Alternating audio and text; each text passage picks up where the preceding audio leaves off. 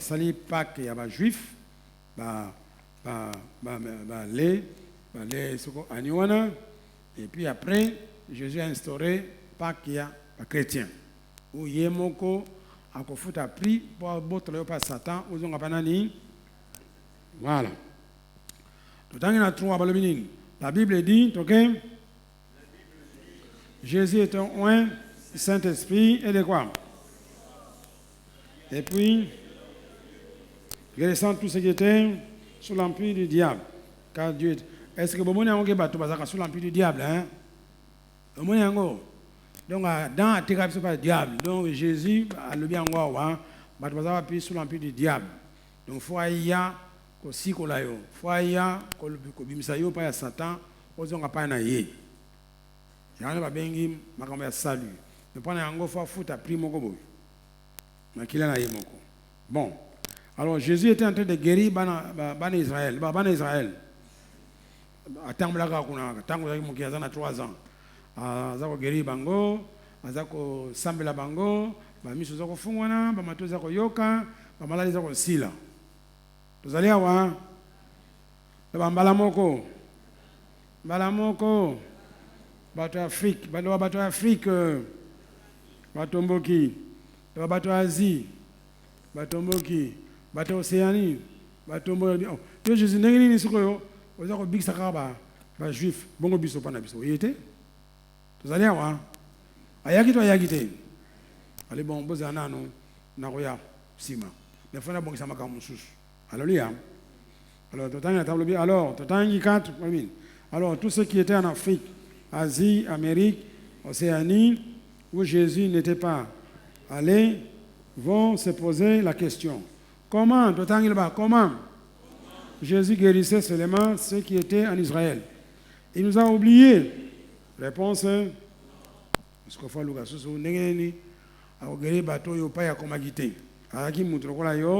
nous autres, nous sommes fatigués. Moi, qui suis fatigué, alors maintenant, pendant azala juste, fa guérir batonyon, so mokile mobimba. Alléluia. 5. C'est pourquoi Jésus, pour être juste envers tous les continents, il a pris nos infirmités et s'est chargé de nos. C'est-à-dire quoi? Jésus a récolté dans son corps physique toute infirmité, maladie, douleur, souffrance de tous les continents. Abili kambote na Amérique na komagite na Afrique na komagite na Congo na komagite na Asie na komagite na Océanie na komagite mengai avant na kufa na mayele mususu leba na kolokota bien na kosani na kosangisa bien na kopikola kolokota kosangisa non na lingala donc akolokota pa maladi ya bato nyonso na mokili. Pourtant, quand on tambola na mokilo yo, sokoye pas Jésus.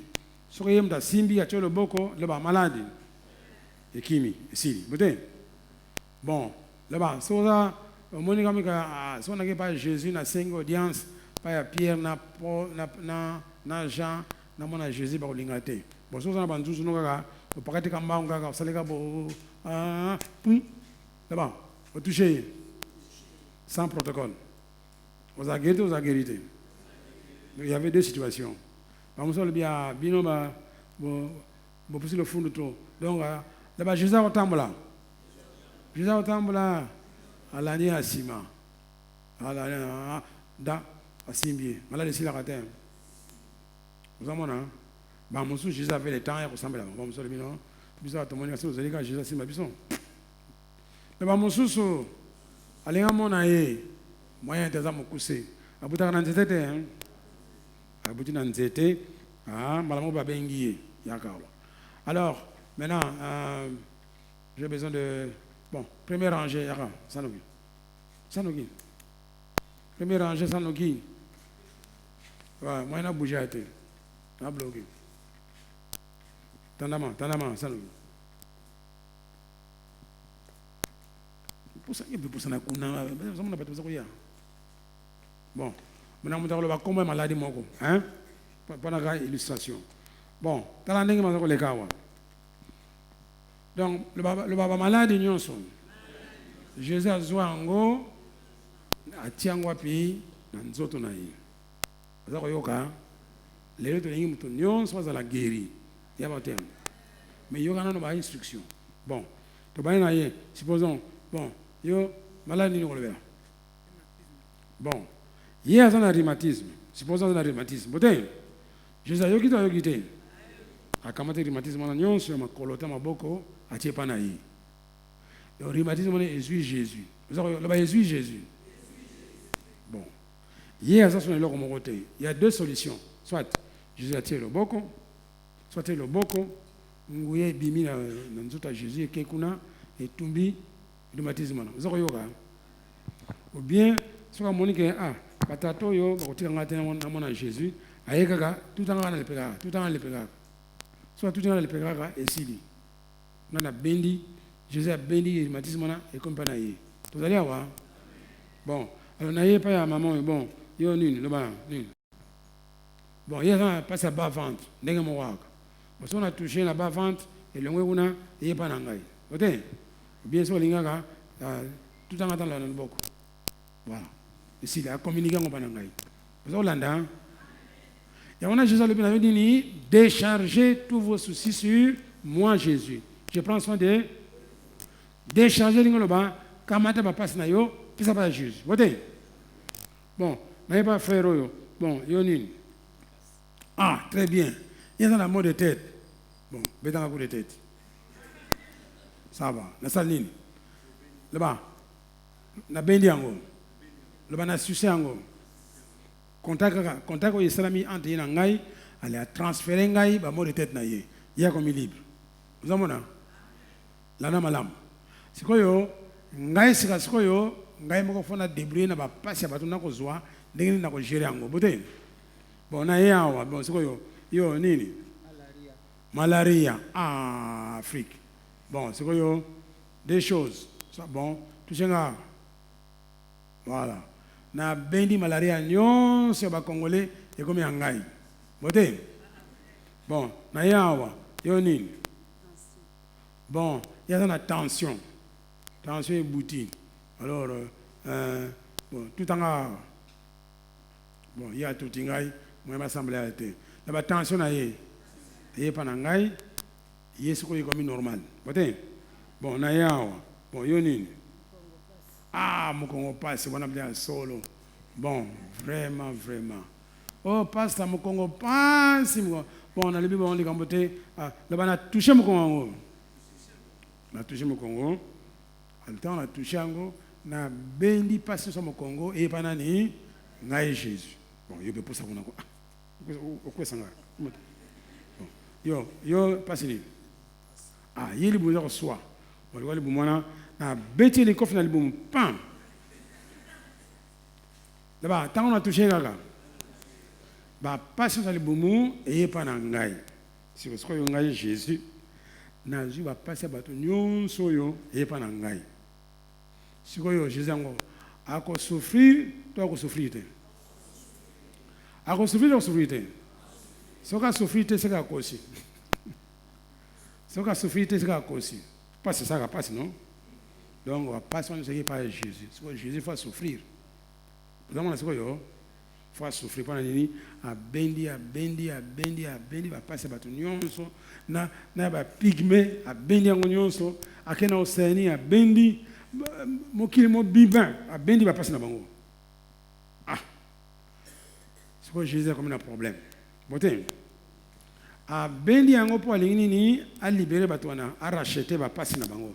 Donc, va passer wana et que n'est pas na ye, il y a peut-être bango santé malam. Boté. Vous allez voir. Ce qu'on a racheté yango, bata mokili ba koloba a kosaki na ye, va passer wana zwa ki yango te. Alors ce que ndenge nini va passer wana Jésus a béni na bateau, nyonso et comme on a nous autres naïe. Bon, besoin de la bien, ça va, merci. Vous avez guéri nyonso. Vous avez un sengo sérieux, ah, il nous a guéri. Alléluia. Donc on a béni va passer bateau nyonso dans nous autres naïe, nous autres il y a Jésus, ça a maladie té. Ça qui bien. Nous autres on a fait souffrir, là-bas physiquement. Faut mon passe. Alléluia. Alors, pendant mon passe, on a basal dengue nini. Abato mon kili basal dengue nini. Donc, na point 10, ça nini. Dana malamu. Parce que la Bible, comment solo. La première expérience, ça dit Jésus, nini. Faut qu'on a passé physique dans tout on a eu. Pendant qu'on produit, on va salir nini. Le bakamati ka bakata ikuruze. Bakamati ka bakata ikuruze. Bon, on attend un commentaire mususu. On a vu qu'ils ont à peu près 250 kilos. Kuruze a kumbaki à peu près 250 kilos. Zoroyoka. 5 sacs de ciment. Alors bâti on a bâti na nini na lipeka. Bote. D'abord a kumbi ango. A kwei a telemi a kumbi. D'abord kuruze wana na lipeka joksakiye to joksakiye te. Sikoyo makila etangaki to etangaki te. Bon, sikoyo boyibi ke prix ou bien en français rançon. Bien puis arracha zakanini makila. Bote. Bon, makila etangi. Sikoyo makila etangi dans la table bas. On lui demanda de transporter quoi hein? Sa croix sur les épaules. Conséquence nini? Le sang a coulé sur les épaules. Autant la minute. Vous avez monté, hein? Autant la balève là. Là-bas, c'est sang a racheté les douleurs des épaules. Au moins, c'est ce que yo. Donc, la douleur, nous sommes juste à mon avis, na épaule na yé et sombi ba douleur na yo. Donc, ce que ba douleur y a pas le douleur. Maman n'a gagné. Où tu as? Habite que Jésus a combattu Kourouze wana. Donc, va pas si on a monaki, ça monaki va passer là déjà. Non, comment se passe c'était? Au Bengani ango, et malamu. Jésus a racheté ça. Là-bas, ma peka est biki. Na komboes. Là-bas, ma peka nyon c'est biki. Beta ma peka. Là-bas, mingaya ma peka est biki.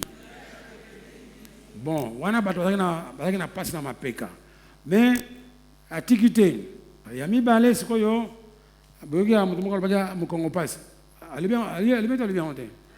Aba lo mukongo passe, moto passe to moto mona ngo. Loba akesi ko na mukongo passe. Akena mukongo passe. Ba passe no sa mokili bato bela ka mukongo nyonso ekena nzoto na ye. Donc mukongo wana za mona passe. Alors c'est ça bato libi ningini to ko tia passe na mukongo na ye ayo ka ngombe za physiquement. So va beto fimbo. On m'a la douleur. Hein? Et soit hein? Alors va bêtier combien? 39 coups ya nini ya fouet na mukongo. Et ça li passe to ça li passe te. Passe wana ba monisier ba reproduire ba passe ya mikongo ya bato nyonso mokili. Donc bah on a Jésus, mais pendant Jésus yo kango ba bêtier combien? 39 coups de fouet. Et ça li est passe wana ça li total ya ba passe ya bato nyonso mokili o mona na mukongo. Oyi malamu. Donc na yo ba bota masika sikoyo. Na yo ba ko bota mbule ko ya. Passe wana nyonso Jésus sa nini amona yango. Tokani malamu. Toyokani totangi siko na tableau balobi nini? On les frappe combien? Sur le dos. Conséquence, le sang a coulé sur le dos. Makile tangayito tangayite. Ce sang a racheté quoi? Les douleurs du dos. Côté. Là-bas, conclusion. Là-bas, donc, ton dos est. Là-bas, na mukongo na yelo mukongo. Banda lelo. Oyoki hein? Ozaka guéri. Là-bas, Jésus a fibaki. Passe à mukongo nyonso. Azui yango. Oyoki yango. A bendi yango, a fibi yango. Et comme il a mukongo na ye. Alors lui a racheté yango pana nini mukongo na yo zala libre. Est-ce que tu yokan malamu? Donc mukongo nyonso bigaraté hein. Bon, wana nde mukongo bi passer wana mukongo mais sikoyo nga zakana na lokika moto na ngai swaka. C'est ça. Lokika yango na. Hein? Moto swaka hein? Bon, tu connais la moto, c'est ça, moto. Opérateur. Moto bien, ça. Voilà, c'est bon, ce que yo bato mokili baza mayele mabe. Ndingi to ko sala pendant moto ya Jésus mon passe. Hein? Pour Jésus le biki azui ba passe nyonso mito ya bato na nzoto na Yesu. Ndingi to ko produire passe wana na nzoto ya Jésus. là-bas ndenge to produire passe wana na nzoto ya Jésus.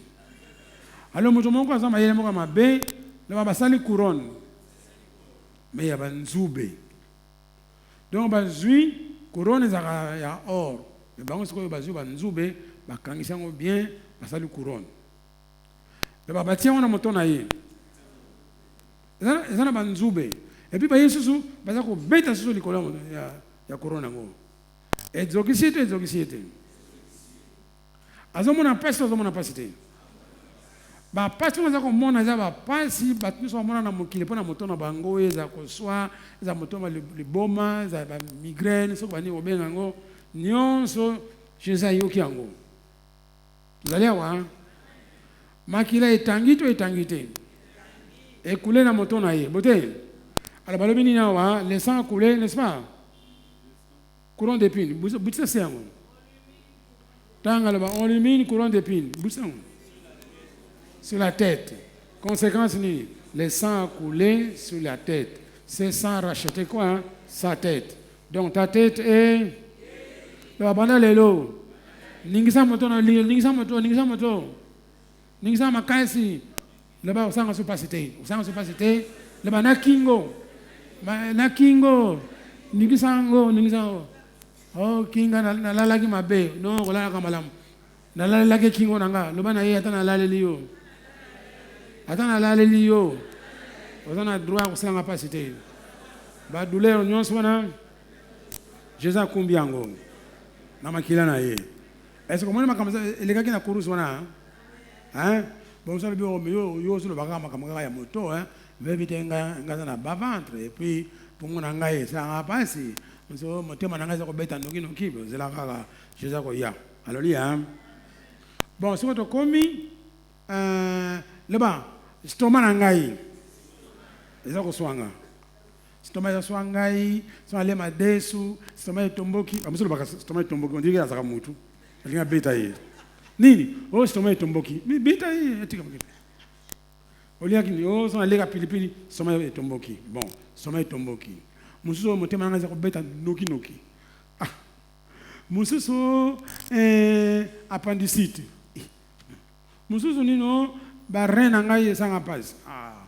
mususu nini o ba poumon ah bilo ni za kasona na kata libumu ba mususu fo nanga esamba lamte bon ba miome boti na kata libumu mama ngai siko Jésus libima tant Jésus tant za na mokili makama miome za ko yokana te na miome za maladi ya mikolo yo bote ali bobanga te ngai na za ko mona pasi ya bato présent bato futur bote alors siko bato baloki mayele ndenge ndoko sala pona muntu oyo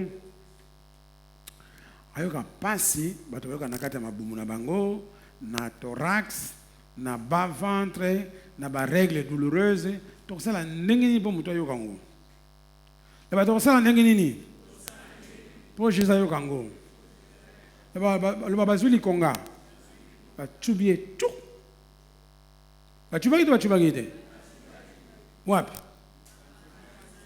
botango ekotaki etouché ba pomote ata motema te bite zo ti konga ezaki ndenge nini bote ba tubie tu ekoti na kati le ba makile bimi na mai le makila muso etangaki na kati ya nzoto no bote ba docteur bazali awa abi docteur so ba tio likonga wa na kati kuna ekosene te bon makila muso bimi libanda muso ekoti wapi na kati mais makila za makasi bote alors totangi balobi nini alors totangi na zanini c'est bien de tokema c'est tanga on l'a percé sur les côtés conséquence le sang a coulé avec de l'eau à l'extérieur et à l'intérieur de son corps là-bas ce sang a racheté tous les problèmes de viscères là-bas viscères maman Nicole viscères mon yango hein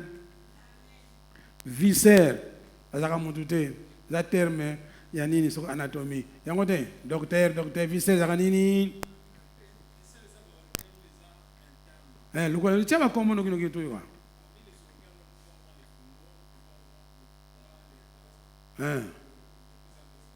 bon estomac le bité même l'estomac oui bon ben intestin ah Intestin, colon, grand intestin, rein. pépé, rein, tout ça.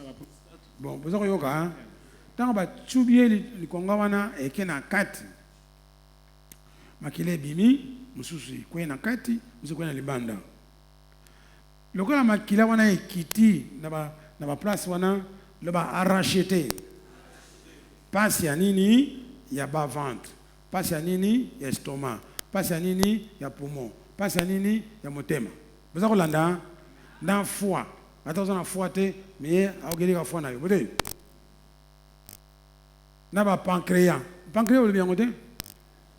Oh, il faut le pancréas. On a ça médecine dans la pancréas. Na ba intestin grêle. Na minene na mukuse. Bote. Donc makile koti na kati salini le ba éguérir. Éguérir le bumunyonso. Le ba bas ventre. Tala na tableau. Le ba mukola suka. Mukola suka. Le ba règle douloureuse. Makile kitaki kuna. Mukola suka kutumisanga sute. Oki malamu. Le ba tuberculose. Poumon wana. Et joka ki ya Jésus. Bote. Et guérir yo. Le ba tension. Motema tambula malembe. Alléluia. Nini souhaite gali? Hein? Nini? Ah, barin. Nenge moko.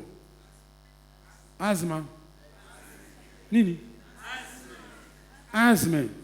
Mais ça dû à quoi? Médecin. Médecin, c'est dû à quoi?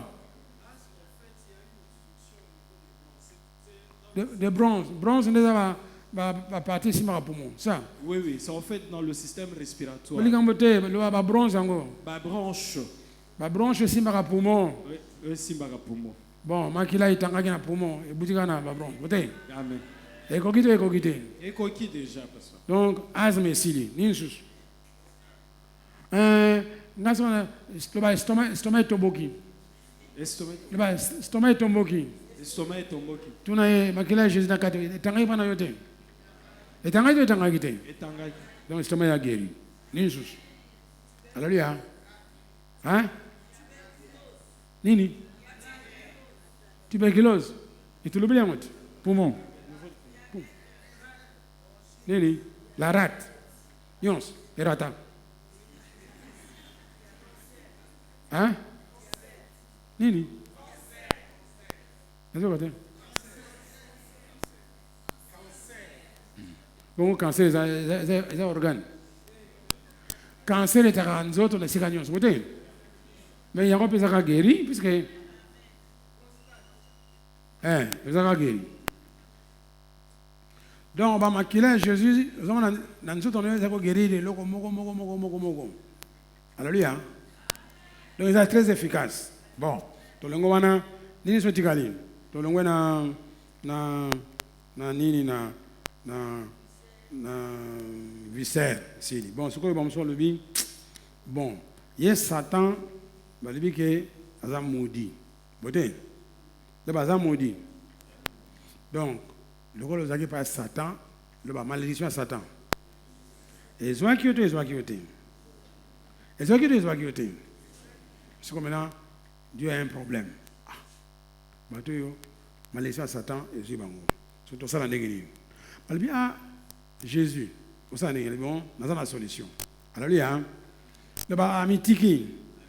Il y a un amitiki, ba betaye, ba la senzoube, et puis, à Koufi. Le ba tango à Koufi. On va kundega ka, ba kamati susu, basani, ba bambi ya wapi, na kuruzi. Quand on va na kuruzi, c'est quoi yo? Bible lobi nini? La Bible lobi. Maudit est celui qui est pendu au. Je sais pas, il est amitiki. Satan dit bate amitiki bate na nini na croix. Pour ça comme na croix, Bible loba nini? Montonyon so ba pendre a comme nini maudit. Là Jésus a comme maudit. En bas place. Là a racheté malédiction ngai. Est-ce que vous comprenez ça salam hein? lokola mitiki akoma maudit Satan aza kosepela habite ke ye akomi maudit loba mpo na yo ozala béni. Donc malédiction nyonso ya mokili azwi yango atia yango wapi na nzoto na ye. Tozali awa balobi na mokanda Galates chapitre 3 verset 13 à 15 alobi lui il a porté nos malédictions afin que la bénédiction d'Abraham ezala nini accomplie en nous. Bolandi yango loba abo moninga boyo nazana zéro malédiction. Jésus ayaki akolopi nyonso kokolopa boyebi yango ezaka na anglais ezaka anglais kokolopa na lingala bon oyoki yango Jésus ayi akolopi bamalédiction nyonso na nzoto na yo oza koyoka lobi okende so na koluka badélivrance. Donc ayi alokoti bamalédiction nyonso na ya bakoko na yo na ya bakoko ya bakoko na yo te na bato oyo bazalaki na contact na Livingstone. Alors azwi bamalédiction nyonso alongoli yango na oyo mpe ya alongoli ya Livingstone. Livingstone akutaki na poto alandi bakoko ya Livingstone loba alandi bakoko ya Livingstone alandi bango nyonso te akomi pa ya Noé loba akomi pa ya Noé balibino koko na ye azaki mwana Noé. Eh bien allez Jésus lokoti suma malédiction ya mwana Noé balibino ayo longoli malédiction ya mwana Noé mais Noé azali 8e génération ya Adam. Eh bien allez Jésus alandi susu Noé yango tata ya Noé alongoli tata Noé te akompa ya Adam. Abi yo nde mutu bandaki makambo na bien ngai Adam. Bon ça va yo Adam ngana komi Adam mibale bote. Donc alongoli ba malédiction nyonso ya Adam ndabandaki yango bote. Siko yo otikali na combien? Otikali na combien? Bon na yo ko susu okay yo je suis venu pour la délivrance. Je vais comme il délivre. Zoba. Oui, Jésus a l'octave ekokite. Lelo yoki yango bon, loba sikasiko yo. Ba yebisi yo. Jésus a salaki nini alokoti malédiction batunyo akumbi yango. Na yango ba pandaki ye na kuruzi. Pona nini nasandi ngona? Pona mapambo ya Abraham e hapa nani? Atiki yo béni, toi atiki yo maudit. Atiki yo béni, toi atiki yo maudit. Là-bas, il me sera fait. Selon quoi? Il me sera fait selon quoi? Ce qu'on dit que vous avez maudit, et l'andakayote, hein? Vous avez yoka, là-bas, banda lelo. N'a qu'on dit manga kana béni, hein? Là-bas, n'a qu'on dit manga béni. Oh, quoi si tu le bien solo?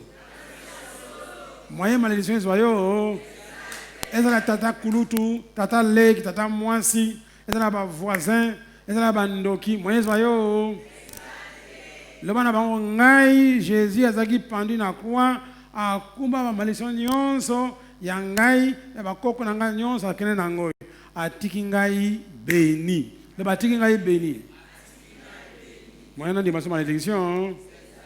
Alors yango zele kana kisasa wa batu bazali délivré na Jésus na malédiction na bango mais bafandi ngana bala kate po tona malédiction na libota na biso lokolo lobi kombwana ya malédiction akitaka te alati yo afanda libela te kene na ba délivrance na molingi akobima te yo mto bengisa ki alléluia le ba banda lelo na boyi na ngai na bana kondima mikolo nyonso. J'ai zéro malédiction. J'ai zéro malédiction. Jésus a yé. A kolopi nyonso. Mais Jésus a dit au combo là. Nyonso a bendi yango, a sucé yango, a komi en nzoto na ye, a ki na kuruze siri. Alléluia. Le bana koma na ngai béni. Le bana koma na ngai béni. Nalia tena zakaka béni. So mwana na nzela. Ata sababu toboki na zakaka béni. mosusu ekoya. Alléluia. Alléluia. Mais ce qu'on dit, quand ce qu'on dit, les contraires de Jésus au bébé naïo. Ce qu'on dit, les contraires de Jésus au bébé naïo. Alléluia. Bon, bah tu vas y aller le bonsoir. Moi, on a tout qui a le bi, un rhumatisme dans le col. Vous voyez que tu vas y ah, Jésus, c'est quoi ça n'est? Moi, tu m'as la flamme dans le rhumatisme dans ma col. Bueno, au boss, on a eu le camango, tu es bien. Ah, boss, on a eu bien. C'est quoi? N'est-ce pas ça là? Pendant Jésus a eu qu'à passer dans ma colonne. Vous allez voir. N'est-ce pas ça là? Pendant Jésus a eu qu'à passer dans ma colonne. Vous savez, il y a un rhumatisme, il y a le beaucoup, articulation, articulation. Et ça la passe, mingai, moyen de. Ils ont rappelé, hein? N'a pas collé. Kamanzongo mais silité. Na français kamanzongo mais. Pomade. Que l'on a habité. Hein? Pomade mo ba parler na mboka. Ba bien on dit.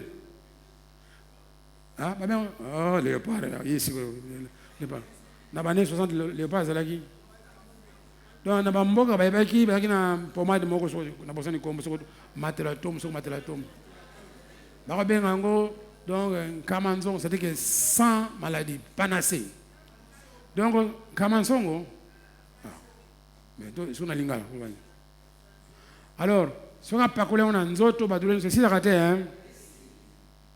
So ba ta Congo ba na passe na maboko, on se misapi konana et ça la malamu ten. So Jésus a l'union, occupé de l'union, on a besoin. Alléluia. Là-bas, Jésus, alors que tu vas passer en union, à tes pays, na maboko na ye. C'est pas dans le Bible, parce que Jésus fait mon passe na maboko na. Tout ça la nini. Là-bas, bazui c'était. Basali nini. Batie, babeti nini.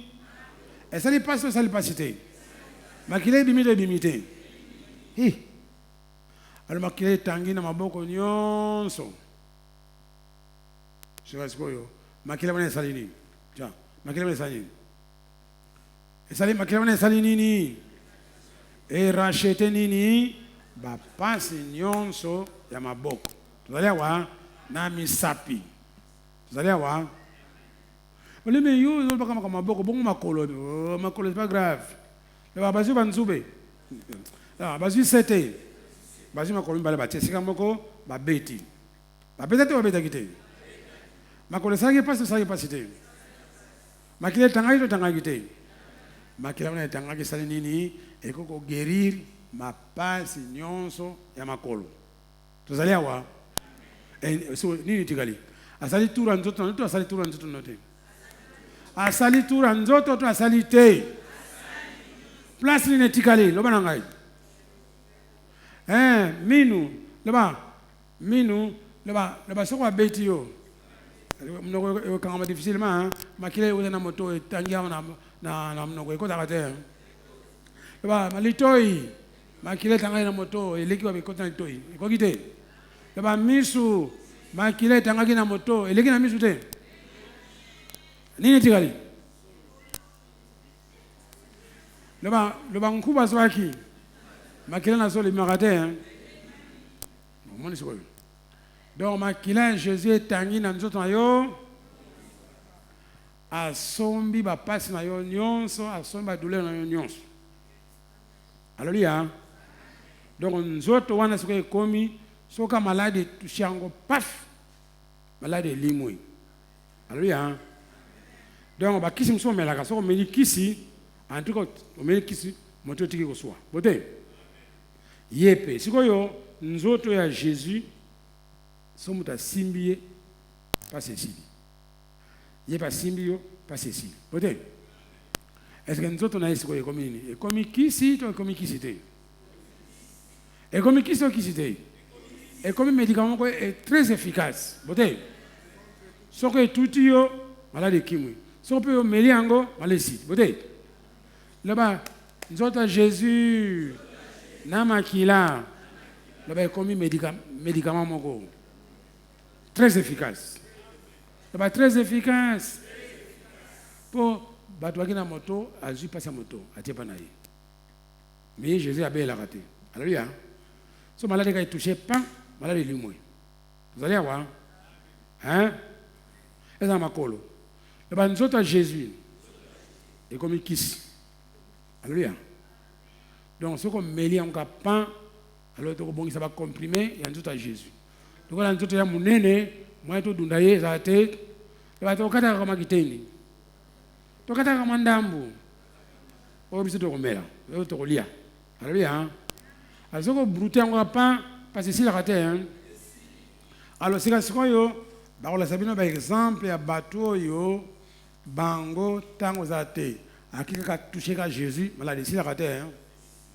le bangai pelelo na ko kanga misu na toucher ce qu'on a touché malade si la raté hein alors tout le monde par exemple belé nous autres non sur Jésus sali tour nango bote alors to tangi na mukanda nzambe to tanga na mukanda ya Matthieu 9:21 yo bato ndenge baza ko sala lamuka ko lala te so batie mariage dimanche au limité so au lala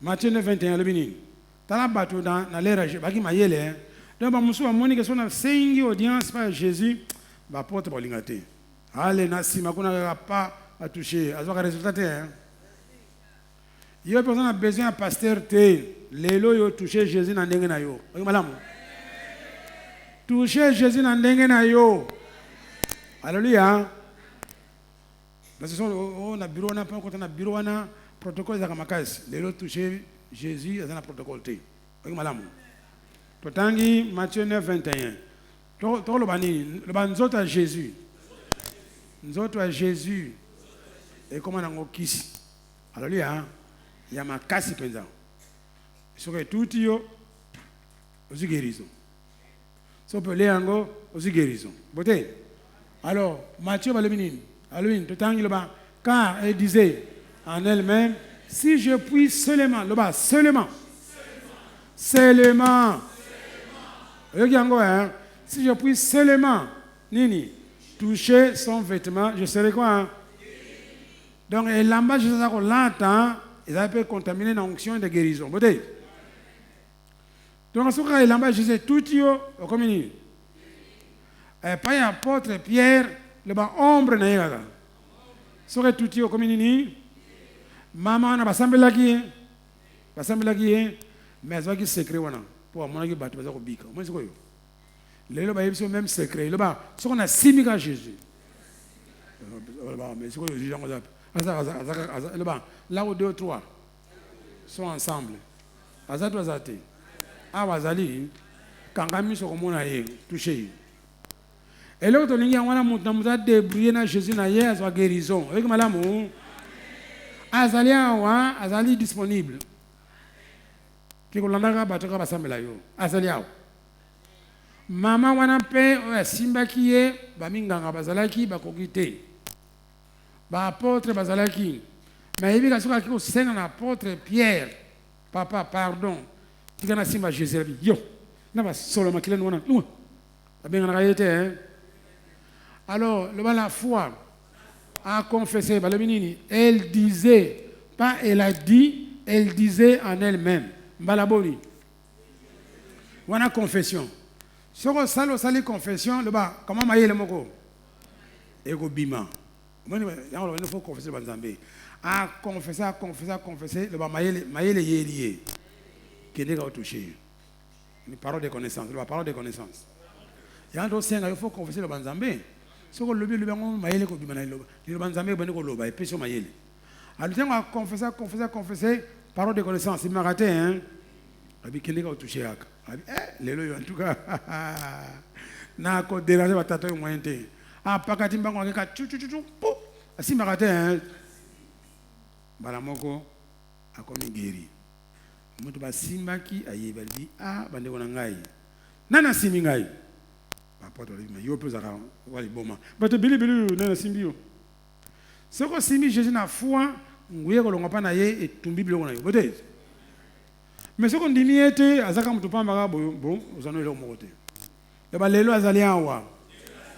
Ce qu'on dit que asala ka guérison. Okozwa ngo.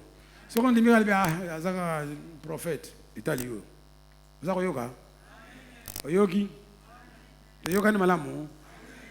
Donc ça ko simba na kondima na foi ozwa guérison. Ça ko ba sambela yo. Mais ce qu'on dit na yo te di ya tambulaka pampamba yango na monisiko yo bazosala ba émission mosusu ba église nyonso ba ministère nyonso bazana na ministère de guérison même si bato baza kobika balobi ke siko yoke kobika siko baza kobika siko baza kondima alléluia mena ba mosusu baza ko attaquer tibi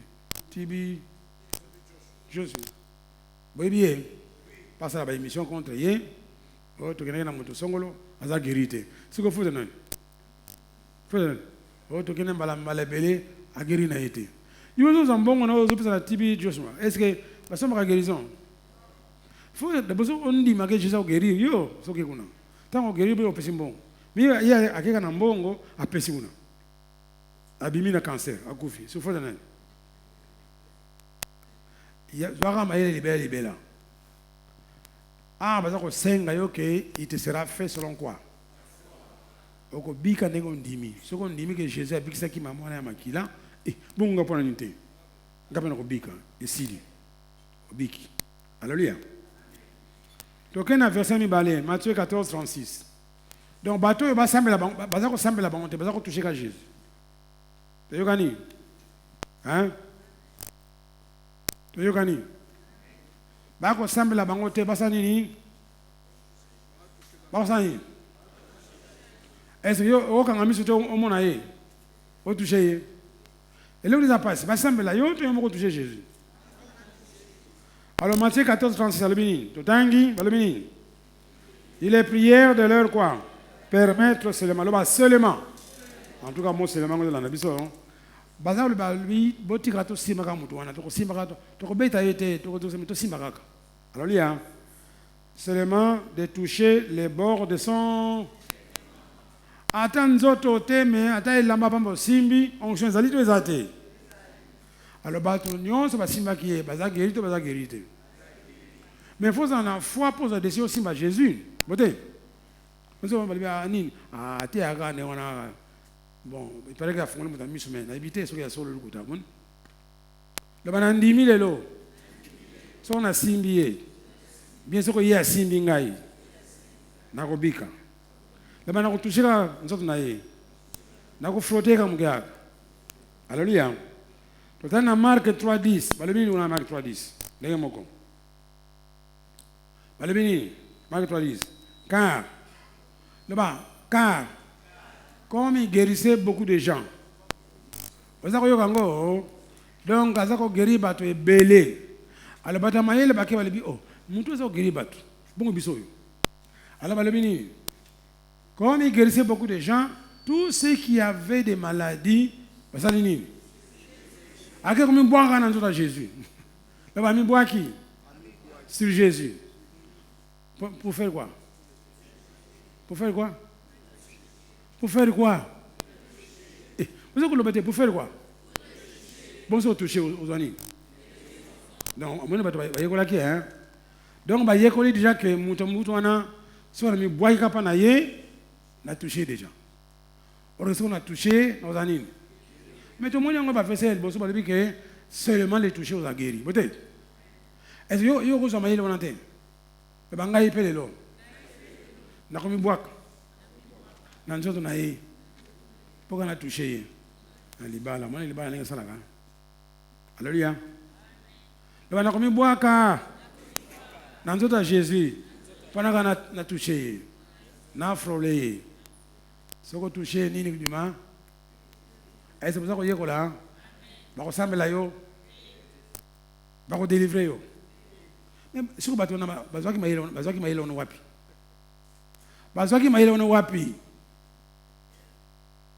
Parce que les gens observent. Pas tout le monde a besoin d'observer.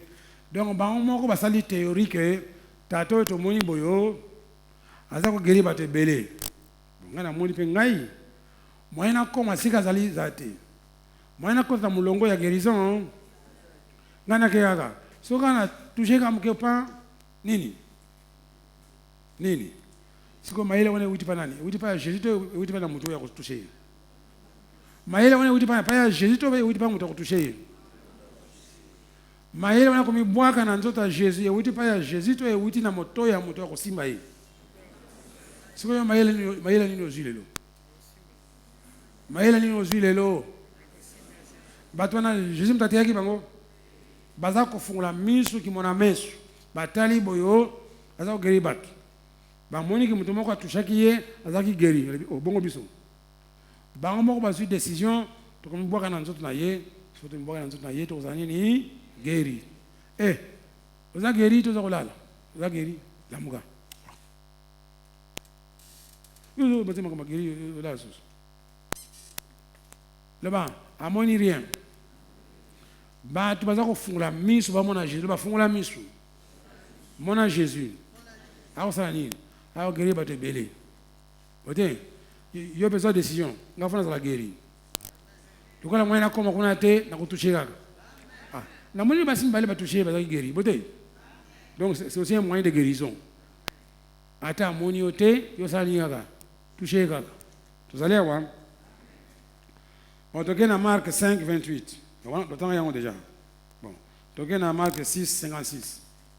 6, 56. Donc, la guérison, ça m'a l'élo. Est-ce que vous avez un est-ce que vous avez un programme de Makamboyo? Est-ce que vous avez un programme de Makamboyo? Pour faire la guérir avant le jour de Pentecôte. Peut-être. C'est que nous avons fait le séminaire dans la maladie. Hein? Nous avons Marc 6, 56. En quelques lieux qu'il arrivait, dans les villages, dans les villes, dans les campagnes, on mettait les malades sur les places et on les priait de leur permettre seulement. Là-bas, souligner, là-bas, seulement. Seulement. Seulement, gaga. Seulement, vous voyez bien, hein? Seulement de toucher les bords de son. Et tout ce qui les touchait était quoi? Hein? Le protocole, j'ai dit pardon. Donc, si on ne veut pas lui faire du mal. Mais permet de se faire du mal. Il a mal. C'est ça que là-bas, Jésus a ça les cas. A ça les cas. Et là-bas, il a ça qu'on a mon pépé. Vous voyez? C'est là que ma casse ça nini. Ce que tu touches, tu n'as pas touché nini. Et là-bas, ozani to yokani to zako yokana mais so zako lala moyo toucher ate lamuka okota na lamuka so ko yamba yo lamuka so ko batu yo zako lala so ne ko mamre lamuka hein Marc 8, 22 on toucher Jésus bon lamuka. Alors, si on a touché Jésus, on a pu gagner. Là-bas, il s'est rendu à Bethsaida et on a mené vers Jésus qui un aveugle qu'on le pria de quoi? Donc, ma camarade a prié. Enfin, ensemble, la bonté, quand vous touchez. À mon nom. Là-bas, Jésus en haut. Azalé à toi, azalé à toi.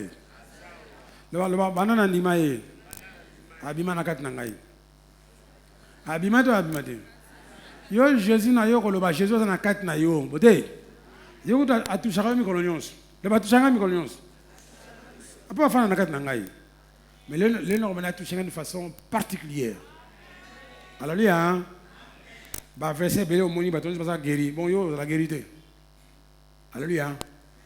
Ya ki ba malade za la komonini akipakate. Alléluia. Alors, regardez à Luc 6, 19. Dans le béni. Et toute la foule cherchait quoi? Hein? Tant la table bas, toute la foule.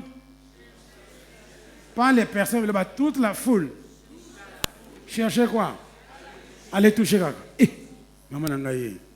Donc, là-bas, sangue panzani. sango epanzanaki tata weza kuna ntina mokutu osola na te kende ka soko simbika na ilamba ka bo akamisila ka te alors ba fulu ba sango wana na ndimi pe ba ndimela fana ba sango wana là-bas on cherche à les toucher comme cela on ne cherche pas à lui parler on cherche quoi là attends si mina mo Congo on la guette ou guérité moi aussi mais les bosso le garde la ko benga na yo tika mo konde biso le saka makasa na sima ka toucher peut-être tana ilamba so za ko ya mo beji kama plongeon le petit plongeon zala makasa le boke toucher nini et la manaye on la guette ou guérité toute la foule bon yo on a kata foule tous on a kata foule sur le simbiété et taliwana alléluia. Est-ce que la guérison est comme facile toute la foule balingra elo komoko nini bako wela kaka kusimba la manani poza nini guéri. Alors dans Marc 8 22 balebi yango totangi bon ici donc je crois que bon qui que se toucher les lots vous allez guérir. Bon le bassin que Jésus a touché ngapé ndenge moko vous allez guérir. Bon le banzoto à Jésus là-bas, il y a comme qui s'est malade, il y a mon aîné. C'est que si Mika Kaboba, pour courir les yeux, malade qui m'a raté. Bon, ce que je nous autres, on se voit léango. Ils ont un angouillette ou un angouillette. Malade qui m'a dit. Alors, l'élo, relia Sainte-Seine. Donc, le coup, nous autres, il y a Jésus est comme médicament. Tout ça, c'est pas moi, pilule. Bien gelu, pilule. Comprimé, le bas comprimé. Le bas nous autres les gens monnaie. Tout ça comme on demande à Jésus. Peut-être. Quand nous avons comprimé na yo, il y a guérison. On tient on a monoko, on liang. Peut-être. Parce que liango ndi matin on a ko liango boyo, na bate belé ya guérir kuna na nini, anga pe nozaka guérir. Toyo kani. Le bas panacée. Anaclété, panacée. Anaclé. Le panacée. Panacée, il y a un médicament universel. Et guérir sa maladie nyonso. Hein? Ça? Bon, vous voyez mais c'est ça. Panacée, raté, hein? Bon, c'est quoi une chose à Jésus? Et banane de mon temps, et raté. Yama ba komi kuna panacée. Donc tout à Jésus comme ni panacée. Kamanzongo. Donc toute maladie moi raté encore. D'abord lelo yo. Na ko sala expérience. Na ko lia nzoto à Jésus. Donc les akwa nanyanti maladie nyonso. Yangai pe uzanini. To yeko lelo ali tour ya nzoto na yo. To banaki na moto matoi munoko baminu. Le lemo espèce katana kozonga maboko mingai misapi alléluia manzaka soka bimate ko bima vous la guéri makolo libumu bas ventre poumon tout ça les tours en nyonso Jésus a guéri bloko peut-être alors le bana malade que lelo moko la suka lelo besoin ko bima nzoto yo ils allaient racheter par qui par Jésus alléluia. Le bangai, tant on a communion. Le bana simbili pa boyo. Le bana simbili pa na boko na ngai. Na kangi miso. Na be lipa o za ko symboliser koranani. Lipa za ko symboliser koranani. Eza image nini ya koranani. Ah, batu ba simba kyango ba guérité. Batu ba toucher yango ba guérité. Le bana toucher yango. Na tena monoko. Et écoute na kite. Vous avez guérité ou guérité? Au moment où vous avez guérité na yo. Yo moko. Alléluia. Là-bas, nazui vin wana. Nazui jus. Nasimi na maboko. Ngabi ba malade musuba le baga ezali na masumu. Euti na masumu. Là-bas Jésus a racheté masumu na yo nyonso. Peut-être a futa para masumu nyonso ba koko na nyonso a futa. Alléluia. Le quoi on dit que Jésus a purifié ngai. Ça sont les sous mon côté là-bas. J'ai zéro péché. Donc force la maladie dans tout ngai ça sauté parce que maladie est pendant les sous. Alors excuse à toi qui pas contre dans tout ngai ça qui nini. Masumu il a utilisé quelle excuse pendant contre dans tout ngai. Ça qui les sous. Là-bas malade. Yo, on s'en est. Yo, enfant parce que ça qui les sous. Oh. Là, banalelo. N'a Jésus a purifié ngai. A purifié ngai. N'a comme on a zéro péché. Pour maladie, elles ont une excuse et enfin on tourne ngai. Vous avez yoka. Là-bas Jésus maquillé naie. Eko purifié ngai. Eko sukula ngai. Na ko tikala na zéro péché. Donc on a comme na zéro péché, malade, asa sous na argumenté, excuse-moi côté pour faire tout ngai. Tu connais malamu? Tu connais malamu? Tu connais malamu? Amen au grand mis. Ça amen au grand mis. Ma fête pour rater. Ça là liba la samedi, bolingité dimanche bolingité. Alléluia. Jésus est dimanche. Donc bon moni c'est quoi yo a ofandi boyo so ko ndio makambo yoki yokaka. So ko zonga kana makambo ya kalawana yokaka. Ba le but sera fait selon quoi? Est-ce que tu comprends ce que yo? Nzota Jésus est comme ici, tu es comme ici te. Nana bina comprendre que comme ici. Nana comprendre. C'est quoi comme ici pour aller? Ah. Et comme qui se passe? Tu dois comprendre. Et comme qui se passe?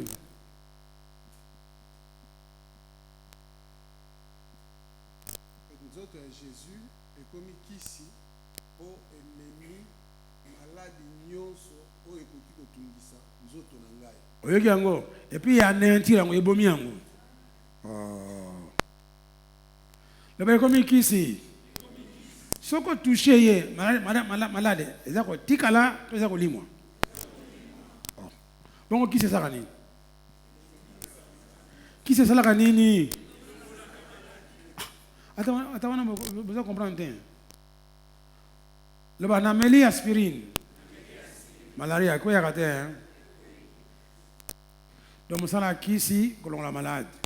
Bâtonnion, c'est pour eux, tang, balinga seulement pardon to simakan zoto na ye to simakan zoto na ye maladie la raté hein donc nous autres Jésus comme nini vrai médicament panacée ok malamu le bangai soyo na melango d'abord au touchango et puis tiens monoko au machango et koti na ba veine nyonso mike bote c'est ça non direction la personne allait li pawana on est fan de monoko et que na estomac le ba partie estomac et côté na ba partie nyonso ya nzoto le ba côté na makila le ba côté na makila makila tambola partout na li pa oliaki guérison ya côté de côté le ba na meliso makila na ye na dunia ngo et que na estomac tindiki yango bisika nyonso na makila bote bon so malade o tikala wapi? Est-ce que tu comprends? Est-ce que peut-être le lingo ça la guéri le loto o lingino te ba ko sambela la yo o sala nini o touche ka bien o buku tanzoto na ye bote ba na ko lia nzoto na ye e ko na kati e comme na estomac e ko na makila etamboli partout na nzoto na ngai tika makila na yo ekumba guérison na nzoto le ba lelo kaka nazana zéro péché excuse ya maladie na nzoto na ngai esilaka te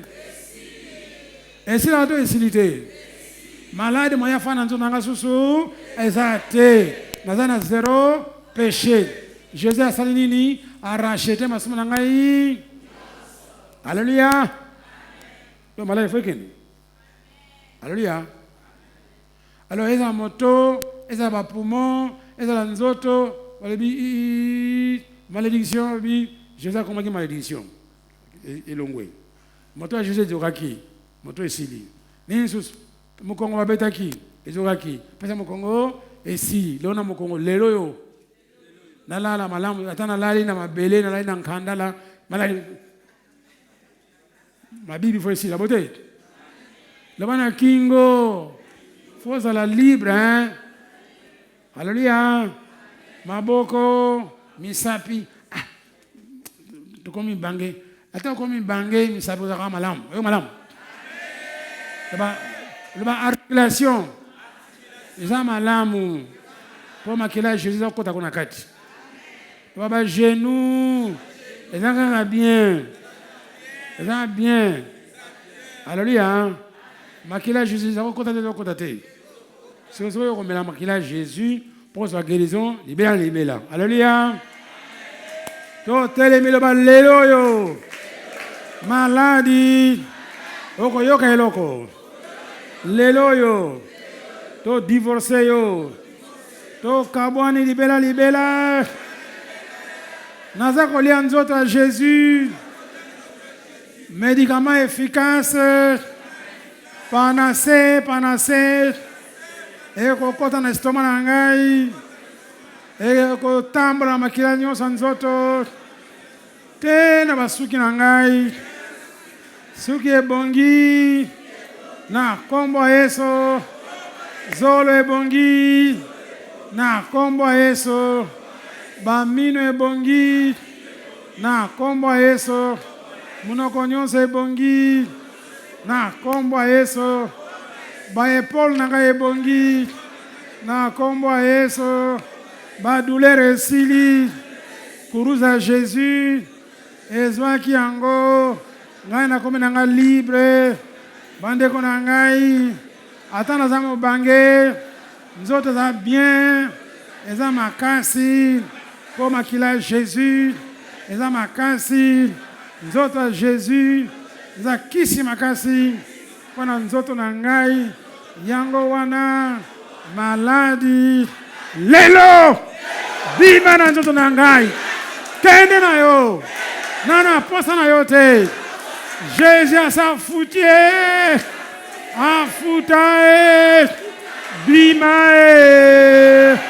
kende mosika na kombo Yesu na yoki na zima yele Jésus amona pasi pona ngai batia ye koti ya nzube na moto na ye po moto na ngai ebika po moto na ngai ebika batoboli Jésus na mopanzi pona estoma na ngai ebika po motema na ngai ebika po bapumo na ngai ebika pona bas-ventre na ngai ebika pona barrein na ngai ebika pona baprostate ebika nzoto nyonso ebika makolo na ngai ebiki batoboli basete makila ebimi esukoli makolo na ngai nzoto nyonso ebiki ba malédiction ya bakoko na ngai ezali lisusu te Jésus ye moko bapendre ye akomi malédiction mpo na ngai apesi ngai bénédiction ya Abraham abomoni ngai nazali béni banda moto na ngai te na makolo na ngai bana na ngai baza béni mwasi na ngai aza béni mobali na ngai aza béni mboka Congo eza béni mboka Congo eza béni po bato bafana na Congo bakoma béni mboka pe ekomi béni na kombo ya Yesu. Lelo oyo Molimo Santo pesanga mayele ndenge na kokumisa yo, ndenge na komela communion mpo naza kondima nzoto ya Jésus ekomi kisi malamu mpo na nzoto mobimba, ekomi kisi malamu mpo na nzoto mobimba. Na kozwa yango lelo tozala batémoignage ya ndenge na ndenge mpo na nzoto nanga ebiki, mokongo ebiki, tolo ebiki, bapasi nyonso ebimi na kombo ya Yesu. Betesi maboko, le guérisseur.